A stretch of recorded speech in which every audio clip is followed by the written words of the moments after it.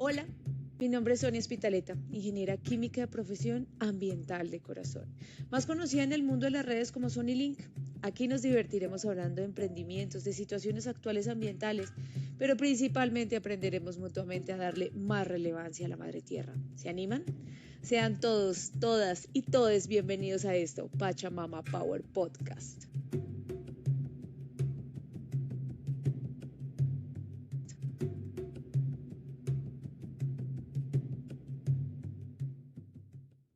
Muy buenos días, buenas tardes, muy buenas noches a todas las personas que se conectan a Pachamama Power.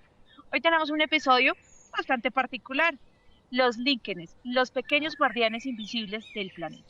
A simple vista parecen manchas sobre las rocas, los troncos o incluso los muros de las ciudades. Muchos pasan frente a ellos todos los días sin notar que están ahí, en lo particular yo. Pero esos pequeños organismos silenciosos pueden contarnos historias sobre el aire que respiramos, la salud de nuestros ecosistemas e inclusive el cambio climático.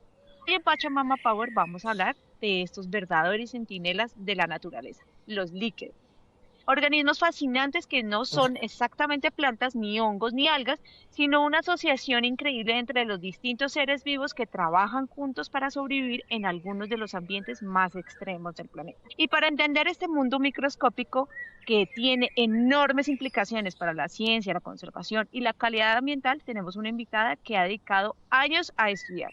Nos acompaña María Alejandra Huiza Cardona, licenciada en Biología de la Universidad Distrital Francisco José Caldas, bióloga de la Universidad Inca de Colombia y especialista en gestión ambiental. Su trayectoria combina ciencia, educación y trabajos de consultoría ambiental. Desde sus años de formación universitaria encontró que los líquenes son de mayor interés científico, dedicando su trabajo académico al estudio de estos organismos. Además, fue docente de la Universidad Inca de Colombia y coordinadora del Herbario Inca, donde fortaleció los procesos de investigación, conservación y divulgación científica. María Alejandra es una apasionada por entender cómo estos organismos aparentemente simples pueden convertirse en indicadores claves de la salud ambiental en nuestros territorios. Bienvenida, María Alejandra. Hola Sonia, ¿cómo estás? Muchas gracias por invitarme. Bueno, hasta que hablamos, yo no sabía qué eran estas cositas, ¿cierto? Entonces, Sí. vamos a dar por lo básico, porque seguramente como yo estamos muy perdidos de qué son los líquenes. ¿Qué son exactamente y por qué son tan especiales desde el punto de vista biológico? Bueno, los líquenes es muy difícil explicar el concepto cuando pues no se entiende ni se sabe muy bien qué son, pero a mí siempre me gusta como tratar de ilustrarlo de una manera más coloquial. Entonces vamos a decir, siempre me gusta decir que los líquenes son como un organismo con el matrimonio perfecto, ese matrimonio ideal donde los dos protagonistas, o en este caso muchos más, pero principalmente dos protagonistas, se ayudan eternamente y por ende construyen un organismo fascinante que son los líquenes. Por un lado tenemos las alguitas, que creo que todos conocemos el término alga y automáticamente si yo digo algas nos imaginamos las del mar, las grandes, las que a veces comemos en el sushi y así. Pero resulta que en el mundo de las algas nosotros tenemos unas alguitas más pequeñitas, microscópicas, algas que no las podemos ver a simple vista, algas que han sostenido la vida vegetal por muchos años y que son muy, muy viejitas y muy expertas en todo el tema de construirnos el oxígeno. Entonces, ellas están libremente en cualquier cuerpo de agua. Resulta que por otro lado, sabemos que son los honguitos a nivel general, que nos gusta, por ejemplo, comer pan, quesos, vinos, etcétera, que son muy buenos para este tipo de cosas, otros no tan chéveres cuando se nos arruinan nuestras frutas, verduras y así. Y pues cuando decimos hongos, automáticamente nos acordamos de Mario Bros, ¿cierto? Como el honguito, cabecirrojito. Entonces hay como varias cosas en común cuando menciono estos dos conceptos individuales, ¿verdad? Pero pasó algo muy maravilloso en la tierra, en la naturaleza, y de alguna u otra manera, una alguita de estas chiquiticas microscópicas y una esencia de estos honguitos, ¿cierto? Se unieron en ese matrimonio tan perfecto, porque te lo digo así, Sonia, para mí es el matrimonio perfecto, en donde, por ejemplo, el hongo se sienta a hablar con el alga y le dice, bueno, ¿qué vamos a hacer? Yo quiero estar con usted y quiero que a partir de esta unión creemos cosas maravillosas. Entonces, ¿cómo es el negocio? Para que biológicamente usted y yo estemos estables y podamos realmente construir organismos importantes. Entonces el hongo le dice, bueno, yo soy experto en hacer casitas, porque yo me puedo, digamos, transformar en muchas formas y puedo crearte una casita te puedo dar casa. Entonces el alguita dice, listo, me gusta la casa porque si yo me salgo del agua en la forma en la que soy, probablemente puedo morir por la radiación y así, porque siempre he estado acostumbrado a estar en el agüita, y pues usted me va a sacar a la tierra.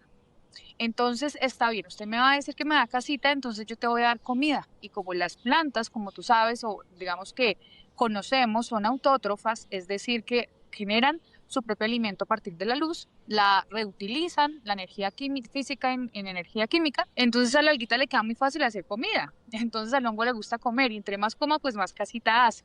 Entonces, uno le provee las proteínas, los lípidos, todo lo esencial para esa construcción metabólica y el hongo le dice, ok, hagamos casa.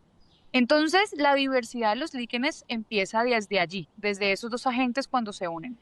Hoy en día, pues hay estudios que nos muestran que no solamente son esos dos, sino más, pero bueno, no lo vamos a complejizar, pero en principio básico es eso, ese equilibrio entre esos dos organismos, lo cual de por sí, si ves explicarlo biológicamente, que es ya resulta difícil, porque por mucho tiempo se debatió si era planta o si era hongo o qué era, porque en dónde lo ponemos en el reino, ¿verdad? Afortunadamente con todos los estudios que han salido y las tecnologías en todo el tema de secuenciación y así, podemos decir hoy en día que los líquenes son hongos, ¿cierto? Es una expresión del hongo, aparte de que tenga su agente fotosintético, ellos se encasillan en que son hongos, entonces es una expresión de la misma biología, biodiversidad y así, con bastantes características para mí claras, entonces no son organismos estructuralmente complejos, como por ejemplo una planta vascular que tiene que el tejido, que el parénquima, que el xilema, lo que aprendimos, ¿verdad? En la básica, entonces no es como que sea un organismo tan estructurado, es más bien un organismo no vascular,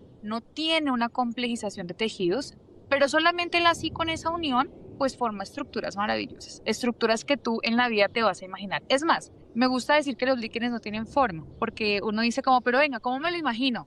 ¿Como con forma de qué? ¿Cierto? Como forma de árbol, forma de qué. No, aquí hay una cosa muy particular y es que los líquenes no tienen forma básicamente de nada, sino de líquenes. Entonces son como muy diversos porque algunos están muy pegados al sustrato, a las cortezas de los árboles, a las rocas, tanto así que tú puedes usar una lupa para poder ver bien la estructura. Otros son un poquito más grandes, como voluminosos, como alechugaditos, como si hubiese una lechuga o lo que generalmente en los pueblos o la gente que ha ido a tierra caliente ve como algo que cuelga, que es un poquito que cuelga, como que le salen barbitas al árbol, que la gente llama como barbas de chivo y así. Bueno, esa es una forma también que hay.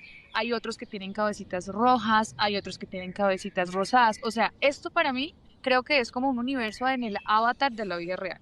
Porque además del avatar de la vida real y esa función que ya tienen con sus agentes biológicos, tienen otras funciones químicas, tienen un sinfín de químicos que sirven para muchas cosas y además bajo la luz ultravioleta ellos brillan como en Avatar literal con unos colores neones maravillosos. Entonces todas estas pruebas nos indican de la gran, digamos, complejidad que tienen y los compuestos que tienen y así, pero bueno, tú me preguntabas qué nivel de ecosistema, por qué son importantes, ¿verdad?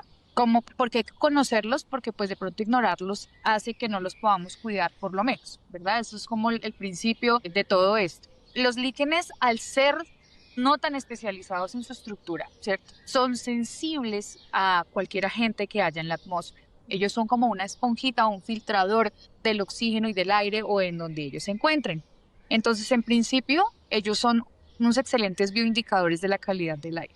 O sea, eso partiendo de allí nos sirve para saber qué aire estamos respirando. Hay una cosa de la bioindicación, ¿cierto? Que no necesariamente me está indicando muy buenas cosas, también me puede indicar no tan buenas cosas. Entonces, si yo encuentro líquenes en la ciudad, porque los tenemos aquí en la zona urbana, donde hay bastante polución, donde hay bastantes carros, tú logras ver en las cortezas de esos árboles líquenes, ¿cierto?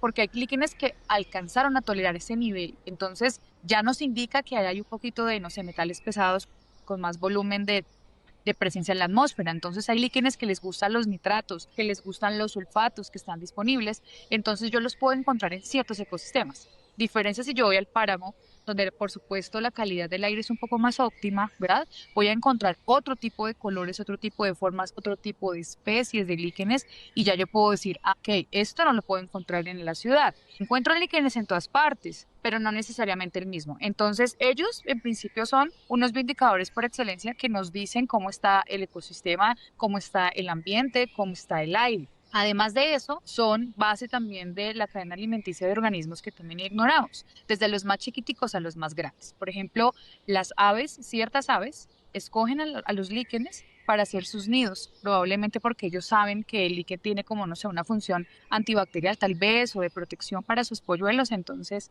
ellos los pueden escoger. Hay unos organismos bastante grandotes pues en el Ártico, en la parte esta, donde hace mucho frío, hay mucha nieve, que son como los caribúes, que parecen como bufalitos, pues yo le digo especies de bufalitos. Y ellos, cuando hay mucho invierno y las praderas o las tundras se llenan con centímetros y centímetros de nieve, este animal tan grande logra olfatearlo debajo de toda esa nieve y logra encontrar un líquen que en este caso se llama cladonia, es el género que él puede detectar y él come eso durante el invierno, por ejemplo. Le provee como los azúcares o lo mantiene bien durante estas temporadas. Entonces, en universos más chiquiticos, como el universo de los artrópodos, podemos decir, no sé, arañas, mosquitas, mariquitas, así, puede ser refugio y también puede servir de alimento para ellos.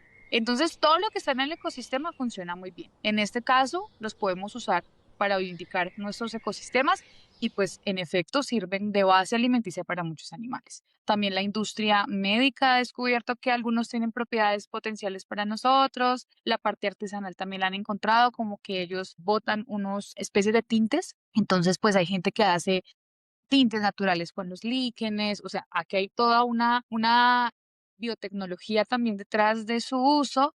Y pues por supuesto, además de protegerlos y hacerle el seguimiento taxonómico, ¿sabes, Sonia? Hay una cosa muy chévere en biología o en la ciencia y es poder saber cuántas especies tenemos y quiénes son, porque de por sí saber qué es ya es bien complejo, pero saber dónde están, saber cuántos hay, en qué zonas, en qué pisos, nos permite conocer más de ellos y pues también protegerlos y entender más sobre su propia biología. Ahí tú acabas de mencionar porque ellos son muy famosos con esa asociatividad que tienen con los diferentes organismos, la roca, el árbol, absolutamente todo. Y tú mencionabas algo que yo me quedé pensando y es, o sea, ustedes toman como biólogos o se toma alguna muestra, por ejemplo, para saber en qué tipo de ambiente se está desarrollando, cómo es el indicador de eso, presentan diferentes variaciones dependiendo del aire, del agua, de donde estén, o cómo efectivamente ellos son esos indicadores, porque no me es muy claro. Ok, sí, estás hablando de los biotipos. Entonces vamos a decir que los líquenes tienen biotipos, es decir, formas en las que se presentan en la naturaleza, que esas ya las sabemos. Entonces nos permite por eso ir a buscarlos. Entonces los líquenes tienen varios hábitos. Entonces, en este caso, los hábitos pueden ser costrosos, es decir, lo que te digo, están muy adheridos al sustrato y el sustrato puede ser o una roca o la corteza de un árbol en este caso. Pueden ser foliosos, que es que yo puedo retirarlos de la corteza o retirarlos de la roca o los puedo ver disponibles en el suelo. En esa manera los puedo ver. Otros puedo generar una estructura un poquito más erguida. Hay unos que son muy hermosos, que es del género Cladonia, que parecen las orejitas de Shrek, literal, parecen como pocillitos. Y yo los puedo encontrar en esa transformación que hay del suelo como a los caminos, a los lados de los caminos de este tipo de zonas, ahí también puedo encontrar ciertos tipos de líquenes. Entonces, por biología, digamos, o por básica ciclo, sabemos que ellos son así de estas formas. Entonces, claro, cuando uno hace una expedición, en este caso vamos a un páramo, además que los podemos encontrar en cualquier tipo de ecosistemas, por supuesto, siempre la humedad sea de pronto más amena, aunque en bosque seco también encontramos, digamos, costrosos, pero encontramos. Y ya entonces sabemos de qué manera los podemos encontrar. Entonces en el arbolito bien pegados, entonces uno se acerca con una lupa a mirar cuántas formas podemos ver, pero allá hay líquenes, en roquitas también, y inclusive encima de hojas. Eso es otro tipo de forma de vida o forma de cómo se representa. Encima de las hojas de ciertos árboles también podemos encontrar líquenes. En este caso, este hábito se llama folículas. Entonces, claro, nosotros lo que hacemos en general, si queremos hacer un inventario, pues, o decir quiero ir a buscar líquenes, ya sabemos que podemos buscarlos en los árboles, en el suelo, en las roquitas, en las hojitas. Si yo tengo un líquen en especial, que yo quiera saber de uno en especial, bueno, ya sé que ciertos crecen en ciertos lados, aunque ellos son más cosmopolitas, ¿sabes? podemos encontrarlos en maneras diferentes y en sustratos diferentes. María Alejandra, cuando se dice que son bioindicadores de calidad del aire, ¿cómo estos organismos ayudan a entender si un ecosistema está sano o contaminado? Hay ya estudios que me generan un checklist, ¿cierto? Como de invitados, una lista de invitados, en donde yo sé que si tengo ciertos líquenes en una zona, ellos me están indicando cómo está el ambiente. ¿Cómo lo sé? Hay líquenes que toleran, como te decía ahorita, ciertos nitratos o ciertos bioelementos disponibles en la atmósfera que les gusta. Y como les gusta y ellos filtran y transforman, entonces yo los veo grandes o los veo más presentes o los veo constantemente en los árboles de esa zona, ¿sí? Los veo repetidos, por decirlo de alguna manera. Pero cuando no, cuando para ciertos líquenes esa hostilidad del aire se convierte en una situación que no puedo estar, pues ya no lo encuentro, ¿sí? Entonces, esa es la forma en la que yo de pronto puedo tener un panorama o una respuesta a esa bioindicación. Hay unos que toleran, hay otros que como son tan sensibles no los voy a encontrar. ¿Cómo hago el comparativo? Siempre ponemos el ejemplo de un páramo o de un ecosistema que no está perturbado. Entonces nos vamos a un páramo, por ejemplo, ¿cierto? O a un parque natural nacional. Entonces yo digo, ok, pero es que aquí yo veo este y veo este y veo este. También la diversidad, que es un concepto de ecología. Una cosa es la abundancia, otra cosa es la diversidad. Yo puedo encontrar diversas cosas, puedo encontrar desde la A a la Z. Entonces yo diría, ok, aquí hay una cosa bien interesante en el ecosistema. Pero cuando voy a otro lugar más perturbado, puedo encontrar de la A a la B, pero en mucha cantidad, o sea, que me está tolerando lo que está pasando allí. Entonces, la cantidad y la diversidad me pueden orientar de ese estado de salud, por decirlo de alguna manera, de mi ecosistema. Y los líquenes son expertos en eso. Ellos llevan añísimos tratando de ubicarse en el lugar que más les corresponde, más se sienten a gusto, y eso nos permite leer cómo está el ambiente. Súper interesante, aquí estoy como maravillada.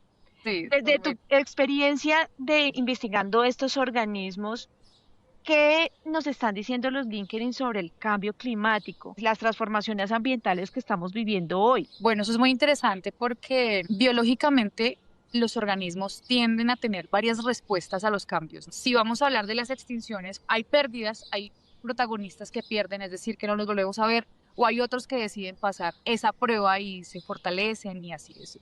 La ecología, la evolución son temas muy interesantes porque nos ponen a pensar realmente sobre la capacidad que tiene un organismo para enfrentar lo que se le ve. Hace 2 años más o menos hice un estudio, porque es parecida a la pregunta que me estás haciendo, hace más o menos 2 años hicimos un estudio en el páramo del Berjón, en donde es un páramo que tiene una especie de característica de parque ecológico. Entonces, la gente va y hace senderismo y así, como que hay una intervención. Y quisimos hacer una pregunta parecida a la que me hiciste. Dijimos, ok, hay un ecosistema que está muy bien, que es el páramo, pero dentro del páramo hay como unas zonas de intervención. Hay una que es muy intervenida porque es el paso del corredor donde la gente siempre va con el perrito y con la mamá y así. Pero hay una zona más allá que no va la gente, no hay camino. ¿Qué pasaría si midiéramos la diversidad de ambos lugares? ¿Cambiaría? Diríamos que la que está más perturbada o más intervenida no tendría, diríamos que la que está más conservada tendría. Entonces es una pregunta interesantísima y bueno, la investigación estuvo maravillosa porque los resultados fueron totalmente lo que uno no creería, ¿cierto? Entonces empiezan a salir estas preguntas de que, claro, los líquenes se pueden adaptar a ese cambio, a esa tolerancia, a esa contaminación tal vez y pueden encontrar respuestas maravillosas. Todo lo que uno imaginaría. En tiempos de cambio climático pueden pasar muchas cosas. De pronto las especies que son tan sensibles y tan estables y que de ciertos grados de calor o ciertos grados de humedad o de iluminación son, y probablemente si tú le cambias uno o dos dejan de ser, eso puede pasar. Pero también podemos encontrar especies que dicen, ok, yo me lo puedo aguantar. Si yo estoy acostumbrado a vivir en 18 grados, pero pues mañana me subes un poquito la temperatura, pero yo lo logré hacer, ok, está muy bien porque soy fuerte, porque por el azar, es todo tan maravilloso que es una palabra para todo, la respuesta es del azar, bueno, así lo puedo soportar. Pero yo creo que todo va con un proceso de resiliencia también anexo a los líquenes. No solamente creo que se afecta un organismo en particular, creo que es un conjunto de todo.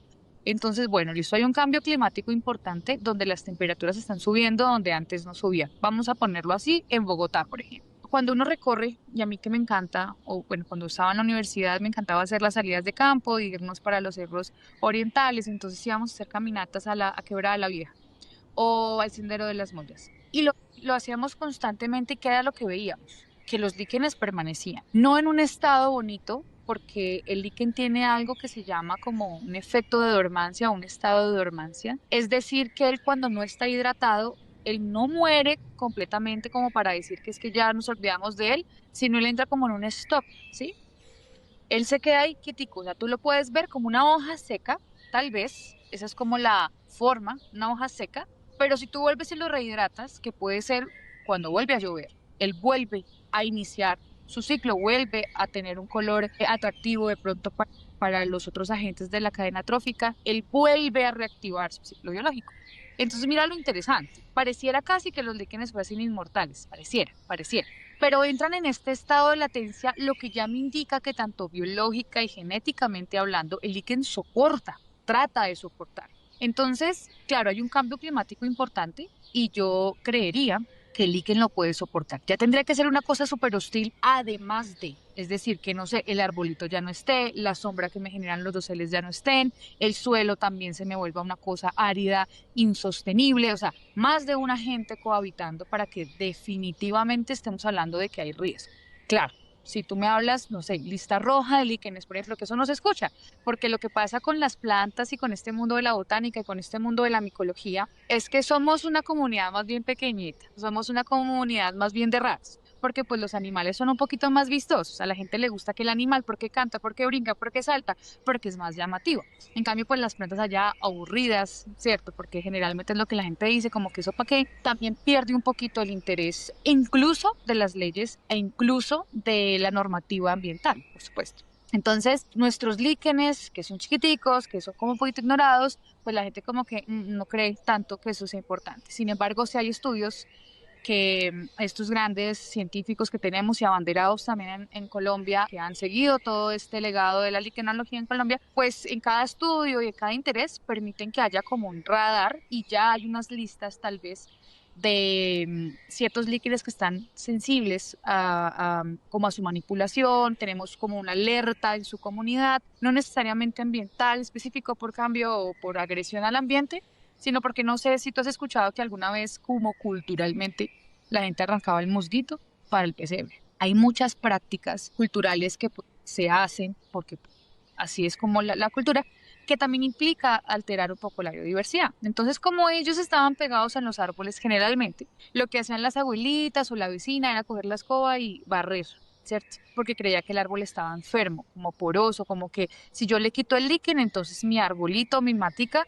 Entonces hay muchas prácticas que se habían venido, digamos, ejecutando sobre ellos que pueden ponerlos en riesgo, pero ellos son muy resilientes. No serlos hace parte de evitar precisamente que desaparezcan del mapa o por lo menos desaparezcan del conocimiento de nosotros. Pero con respecto al cambio climático, yo diría que ellos pueden dar un poquito más la pelea, pueden resistir un poquito más la hostilidad que pueda venir de aquí para allá y son bastante interesantes como soldaditos para poder mirar qué pasa, por ejemplo, en ecosistemas. Estoy aquí fascinada, o sea, en serio estoy aquí con una clase de botánica como, mira, qué interesante. ¿Qué ecosistemas de Colombia hay más diversidad? Tú decías, bueno, una cosa es la diversidad y otra cosa es la cantidad. ¿Qué parte es mejor? ¿En bosques, páramos, en ciudades? ¿O esto no tiene, pues ya lo mencionaste, por ejemplo, en los páramos, yo puedo tener mucha diversidad dependiendo también de cómo está la salud ambiental de ese páramo. Pero ¿cómo los encuentras y precisamente en dónde hay, y Colombia, dónde hay más diversidad que tú digas, wow, esta es una zona donde realmente hemos encontrado un montón de estos organismos? Es una pregunta muy interesante porque yo creo que hace parte precisamente de esa curiosidad que al estudiar los líquenes o los que empezamos a estudiar este gran mundo se nos presenta. Entonces, uno generalmente iba al páramo, ¿sí sabes? Como que el páramo era el lugar ideal donde íbamos a encontrar unas cosas hermosas y maravillosas de formas que tú no te imaginas. Para mí los líquenes son los extraterrestres de la Tierra porque es que esa vaina no tiene forma, no tiene nada, pero son como tan llamativos. Entonces, generalmente uno va a páramos porque creería uno que el páramo es este santuario, ¿no? A nivel de biodiversidad. Es el santuario por la baja intervención, por ese clima como tan delicado y de organismos que tienen que estar allí. Entonces, en los páramos, principalmente en Colombia, bueno, en este caso Sumapaz, que es todo una maravilla, ¿cierto? Encontramos unas cosas hermosas. Y así, o sea, muchas, diversas, y allá ellos viven felices. Pero de tiempo para acá, monitorear otros ecosistemas como bosques ecotropical, ejemplo, Valle del Cauca, además, que es una delicia. Hay otro tipo de biodiversidad también, otro tipo por el clima, no menos, no más, otro tipo. Los vamos a encontrar de otra manera, vamos a encontrar otro tipo de organismos. Tal vez hay algunos, como te digo, que son más cosmopolitas y que toleran todo, que son como súper chismositos y quieren estar en todo, entonces tú los encuentras en todas partes. Pero creo que cada ecosistema tiene su swing, pues tiene como su esencia en sus liquencitos. Entonces, nada, si tú quieres ir a bosque secotropical, si quieres ir a bosque de niebla, si quieres ir a páramo, si quieres ir a superpáramo, además que según la literatura, los líquenes se encuentran en ambientes inimaginables, al lado de un volcán, por ejemplo, en los nevados, por ejemplo, desde la zona más baja hasta la zona más media, o sea, los líquenes están en todas partes realmente. De todas las formas, de todas las maneras, ellos están ahí coexistiendo y cohabitando. Si vamos a sumar la biomasa, los líquenes más o menos podrían ocupar el 1 o 2% de la biomasa del planeta, porque los podemos encontrar en cualquier parte. Ellos siempre van a estar allí. Entonces, en Colombia, además somos muy ricos, ¿no? Porque Colombia es un paraíso de climas, paraíso de microecosistemas, estas transiciones tan deliciosas que pueden haber de una ciudad a la otra y que, pum, ahí justo hay un ecosistema, pues, que acaso casi no los podemos describir. Entonces Colombia tiene todo. O sea, Colombia tú vas a cualquier parte y encuentras líquenes. Que si en Riohacha, en La Guajira, sí, allá hay líquenes. Una vez estuve haciendo un parque solar en Riohacha para hacer un inventario de líquenes y tú no sabes la cantidad de cosas tan maravillosas. Si uno cree que no, o también uno cree que La Guajira no tiene bosque, o que La Guajira es solo arena, ¿no? Uno creería, pero por supuesto que no. Entonces tú vas a la costa, tú vas a la parte al Pacífico, tú encuentras líquenes en todas partes. Hay una vaina ahí es que se llama ceguera como botánica y ceguera como micológica y cuando tú no conoces no los ves, pero una vez los ves, ya, ahora sí dices, ay, mira, sí, yo vi esta cosita. Uno está acostumbrado a mirar para arriba, siempre, ¿no? Porque uno va, no sé, tú vas al parque, vas al zoológico, vas a una caminata y uno está acostumbrado a mirar para arriba. Entonces la gente no se acostumbra a mirar para abajo, ni a acercarse a esa corteza del árbol para mirar todo lo que vive en un árbol además. Entonces cuando ya una vez tú logras identificar un líquen en cualquier ecosistema, te puedo inclusive al parque de tu casa o en los conjuntos, estoy segura que la gente que tiene conjunto, que vive en un conjunto y tiene un mini parque, sale, va al árbol, encuentra un líquen. Lo encuentra porque lo encuentra. Entonces, cuando ya tú tienes esa afinidad para identificar más allá de lo obvio, y para adelante empiezas con la curiosidad. Entonces, ¿qué hay? Que si esta cosita rosadita y que esta cosita blanquita, y entonces ya ahí los empiezas a mirar. Ya se me despertó inclusive la curiosidad, ya quiero salir aquí al parque a saber que dónde enviarte, porque realmente me parece fascinante y es muy cierto. Nosotros precisamente en estos escenarios, por ejemplo, nosotros no nos damos cuenta de muchas cosas que nos rodean. Y en ciudades como Bogotá, te quería preguntar, tú dijiste que los veíamos en árboles, en muros, en rocas, pero ¿qué nos dicen aquí en esta ciudad que efectivamente pues, somos muchos habitantes, que hay una contaminación extrema, que tenemos digamos, una calidad del aire bastante precaria en ciertas zonas? ¿Qué nos está diciendo sobre esa calidad ambiental urbana? Bueno, hace poco también hice parte de un proyecto de un colectivo. El año pasado hicimos un monitoreo realmente de bioindicación del aire en la zona de Suba, digamos, para no hablarlo a nivel de Bogotá, porque ese estudio creo que sería muy interesante hacerlo precisamente, pero pues costaría bastante como los profesionales y así, todo el muestreo que habría que hacer y que realmente le generara un interés tanto a la ciudadanía para poder conocer desde otra forma cómo estaría nuestro aire. Si hablamos de aire, Bogotá tiene más o menos 32 columnas o torres de monitoreo del aire, ¿no? Que ya están instauradas en unas zonas específicas en Bogotá y pues inclusive hay una aplicación, entonces tú entras a la aplicación y te das cuenta dónde están y cómo están y uno puede mirar. Cuando pasó la pandemia y así, esto se puso muy de moda, entonces ya la aplicación te dice que si tú quieres ir a trotar, que no salgas entre las 12 ni las 2 porque esa vaina es terrible. Entonces ya hay como una especie de red que me monitorea ese tipo de cosas, como algo más sofisticado. Este proyecto que hicimos el año pasado con Líquenes fue precisamente para que la gente de la comunidad se acercara a conocer la calidad de su barrio, de su localidad, etcétera, de una forma súper gratis y súper barata que son los líquenes, porque ellos no nos cobran un peso para decirnos, oiga, esto está como un poquito delicado, o oiga, mire, aquí estoy bien, cuídeme. Es muy chévere ver que en Bogotá hay líquenes en todas partes, no como quisiéramos, no como quisiéramos en el sentido de cómo ellos se ven. Porque en las grandes avenidas, que las que puedan tener árboles, porque también esa es la otra, con la tala masiva y así, pues estamos reduciendo un poco su población, pero cuando hay arbolitos, uno ve el líquen por allá así, ahí lo ve uno así como medio ayúdenme, sucio o quemado, ¿cierto?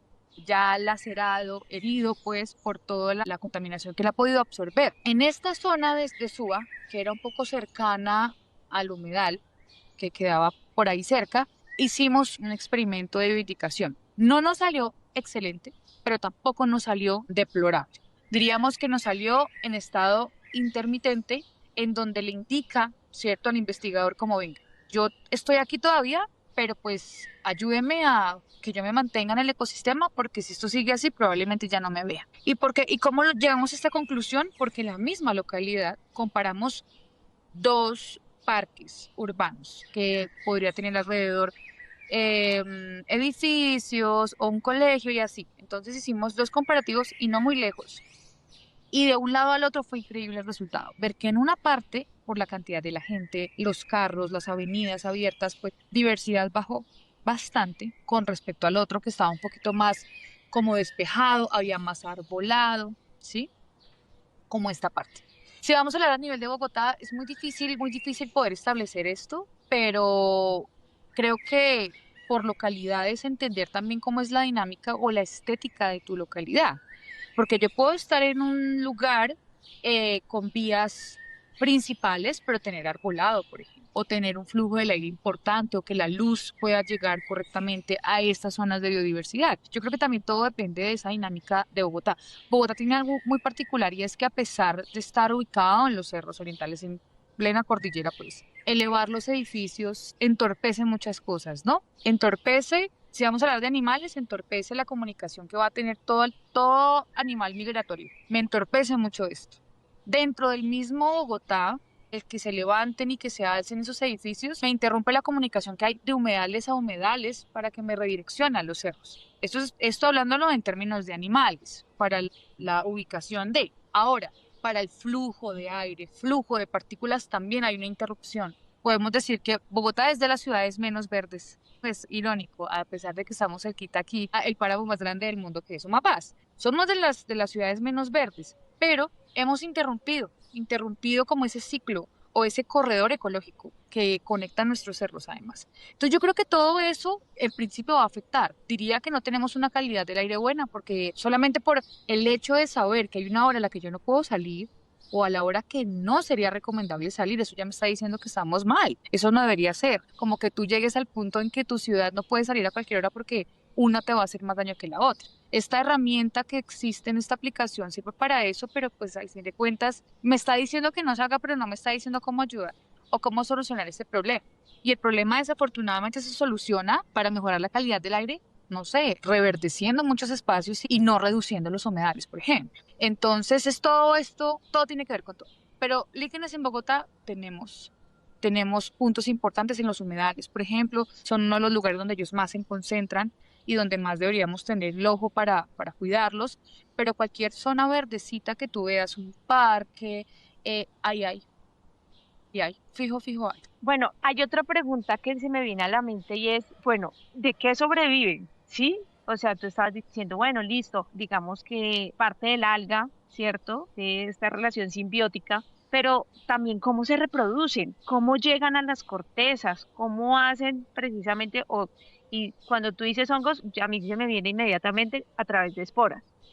Entonces, ¿cómo ellos hacen para pegarse a la roca, al edificio? ¿Cómo llegan precisamente allá y cómo se reproducen? Y cómo forman colonias, porque los hongos forman colonias. Exacto. Entonces, ¿cómo llegan precisamente a formar eso? Bueno, en principio la reproducción de los líquenes la tenemos de dos maneras. Asexual, cuando él se encuentra de pronto en una situación de estrés. En biología, reproducirte sexual y asexualmente implica la cantidad de energía que tú tengas disponible y también un poco las ventajas de tu alrededor. Quiero decir que cuando tú te reproduces sexualmente, es decir, con un individuo y otro diferente, eso me aumenta la energía, me aumenta el gasto de energía y si yo lo hago es porque tengo un ambiente favorable, porque lo puedo hacer, porque eso no me va a implicar más cosas. Si yo no lo hago es porque hay una limitante en el ambiente, menos luz, menos comida, qué sé yo, o sea, hay como una restricción. Ellos tienen estas dos cualidades y estas dos formas de hacer. Lo importante es no morir, porque es el principio de la célula, por supuesto, tratar de no morir, lo que sea para no morir. Entonces, dependiendo de cómo esté el ecosistema, ellos van a elegir. Sus estructuras reproductivas son muy llamativas, que son o las cabecitas rojas, o las cabecitas negritas, o unos botones que se llaman en este caso apotecios, que son bien particulares y bien hermosos.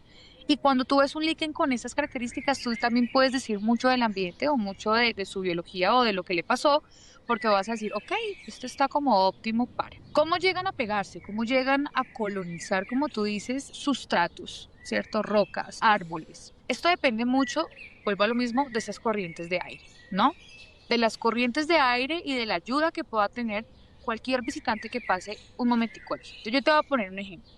Hay un líquen que por cosas de la vida él está un poquito estresado y no quiso reproducirse sexualmente. Algo pasó en su ambiente. Entonces él genera su estructura sexual. Reproducirte sexualmente implica como que tú te partes, o sea, desprendes partes de ti para que en otro lado puedas florecer. Vamos a ponerlo de esa manera. Entonces el líquen tiene como una estructura que puede ser un soredio o un isidio, en este caso se llama como un dedito o un granulito de azúcar, vamos así a decirlo, en su cuerpecito. Entonces, por viento, el viento se lleva cualquier partícula. Por supuesto que sí, el viento, la lluvia y este ambiente se la lleva, la arrastra. Entonces se puede pegar y si se pega el sustrato y es muy bien para él, él crece ahí. Put. Si la luz es óptima, si la temperatura es óptima, bueno, es un azar, él se pegó y pudo generar su talo, que en este caso el cuerpo del líquen se llama talo. Entonces lo colonizó, pudo llegar. También puede pasar una abejita, también puede pasar una mariposa, puede pasar alguien por ahí y en una ala, en una antena, se llevó parte del líquen. Entonces a donde se pose la mariposa, pues allá lleva parte de... Y si el ambiente a donde llega esa parte, ese esquejito de este líquen le es favorable, pues él se va a reproducir y va a germinar. Digamos que la palabra no es la adecuada, pero va a desarrollar su tal.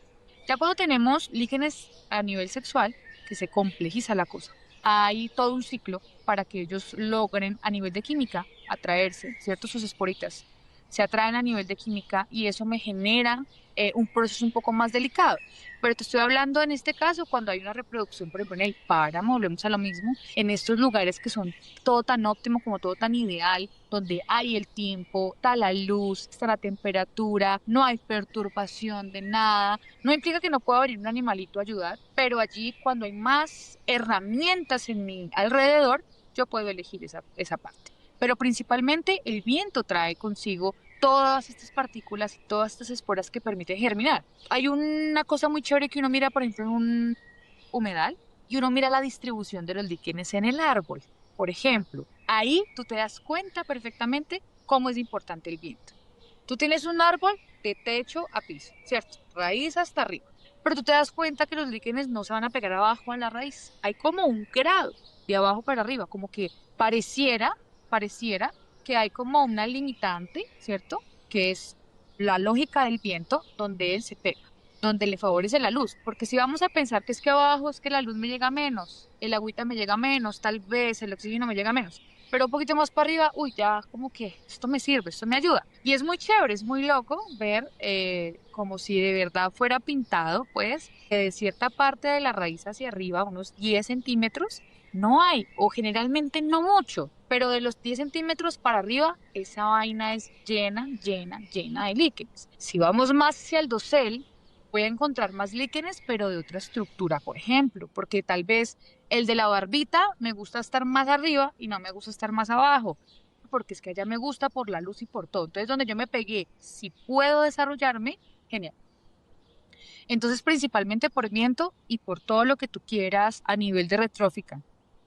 la alita, la hormiguita pues en las antenas, o sea, eso es una cosa súper, súper loca. Bueno, María Alejandra, yo que tengo unas ganas aquí de salir porque yo vivo en un conjunto muy antiguo, tengo que decirlo, y todavía tengo bosque dentro del conjunto. No, genial. Estoy fascinada. Entonces, para las personas que nos están escuchando, para que quieren empezar, así como yo, a observar estos organismos que para mí en serio son completamente nuevos, ¿qué deberíamos mirar o qué deberíamos preguntarnos? ¿Cómo los identificamos? Listo. Principalmente los colores son lo más importante, ¿no? Hay una cosa en los colores para todos nosotros que es llamativa. Las cortezas de los árboles generalmente son cafecitas, un poquito como grisáceas, dependiendo del árbol, ¿no? Encima de esa corteza va a haber algo que no es necesariamente café.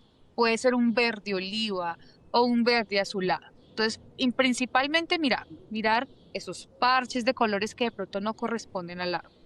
Una vez lo logramos mirar, ¿cierto? Como decir, uy, acá hay un parchecito. Acercarse más. Para eso sí de pronto requerimos una lupita un poquito más que me amplíe esa área. Y cuando yo me acerco más, ¿qué logro ver? Logro ver estructuras definidas, ¿cierto? Como unos talos, como yo te decía, como unas áreas, como unos lóbulos, como unos ojitos, que era lo que yo te decía, los apotecios. O sea, más allá, como un organismo realmente estructurado. No solamente una mancha como cuando uno pinta. No, porque se puede confundir, ¿cierto? Uno puede pintar y ya. Pero más allá, una estructura formada. Es más, que si tú tocas y la puedes levantar, en el caso de los foliosos, que la puedas levantar, tú dices, ay, oye, esto no es del árbol, esto es como otra cosa, más chévere. Hay guías en internet disponibles. Yo creo que el primer paso para un curioso que no lo ha conocido es una guía, ¿cierto? Que se la descargue por internet, porque hay cantidades de pronto en la web, y tratar como de jugar a adivina quién o encuéntrame pues, porque tú la coges y te pones en el árbol y miras a ver cuál se te parece, cuál sí te parece. Y te acercas y logras decir, oye, sí, esto era. ¿Cómo no confundirla con un musgo, por ejemplo, que es una pregunta muy común?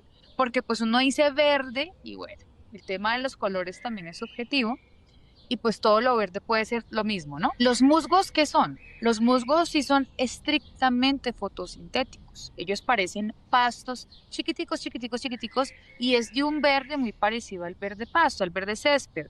Entonces ellos son como peluchitos que tú los tocas y son como acoginados y tú los puedes ver más en las partes húmedas. Pero hay un verde que es más sólido, que no es translúcido, que no traspasa la luz, que es compacto, tal vez en este caso, que ahí estamos hablando de un líquen.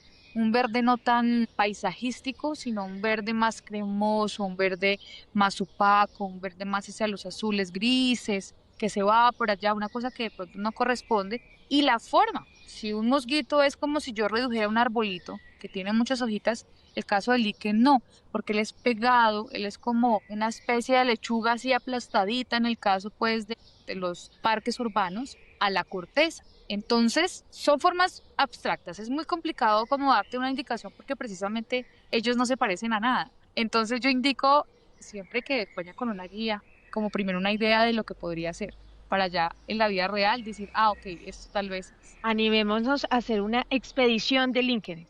Sí, En fascinante. Bogotá debe ser fascinante. Yo vivo aquí en la localidad de Suba, debe ser también fascinante también revisar dentro de esta gran localidad cómo estamos. Tenemos dos humedales, tenemos muchísimas cosas, tenemos la margen del río Bogotá Sí. y me parece fascinante esto y muchísimas gracias María Alejandra por estar aquí, por mostrarnos este mundo perdido, este mundo fascinante. Es que hoy descubrimos que a veces las cosas más pequeñas cuentan historias las más grandes del planeta. Los líquenes son organismos que muchas veces ignoramos y que yo ignoraba y que son en realidad esos testigos silenciosos de la salud del aire, del equilibrio de los ecosistemas y de los cambios que está viviendo nuestro planeta Tierra. Gracias en serio a las investigadoras como tú, como María Alejandra, que entendemos que la ciencia también ocurre en lo diminuto, en lo microscópico y que parece invisible, pero que tiene un enorme valor para comprender y proteger nuestro planeta. En Pachamama Power seguimos explorando historias, la ciencia y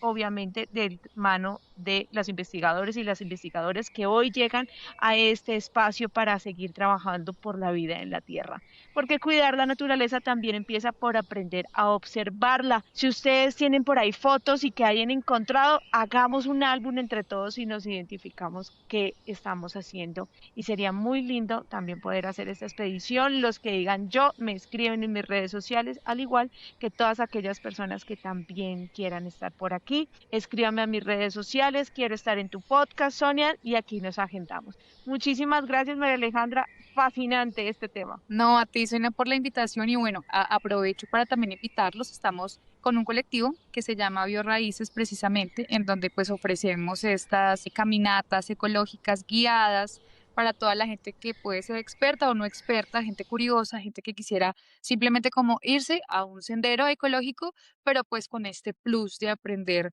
más allá de lo que pueden observar en en un simple recorrido. Entonces, Biorraíces es un colectivo que lo pueden encontrar así en Instagram. Realmente estamos ofreciendo caminatas 2 veces al mes, el fin de semana. Son 3 horitas, cambiamos como de sitio de visita y la gente pues puede ir a parchar súper rico, pues a caminar y en medio de esa charla pues aprendemos de líquenes, aprendemos de musgos, aprendemos de honguitos y es como una caminata ecológica diferente, un poquito más consciente con lo que tenemos alrededor. Muchísimas gracias. Ya saben, Biorraíces, también para que nosotros podamos conectar con este mundo, con la Pachamama y encontrar estas bellezas y estas rarezas que están ante nuestros ojos, pero que comúnmente, como estamos en piloto automático, no las vemos.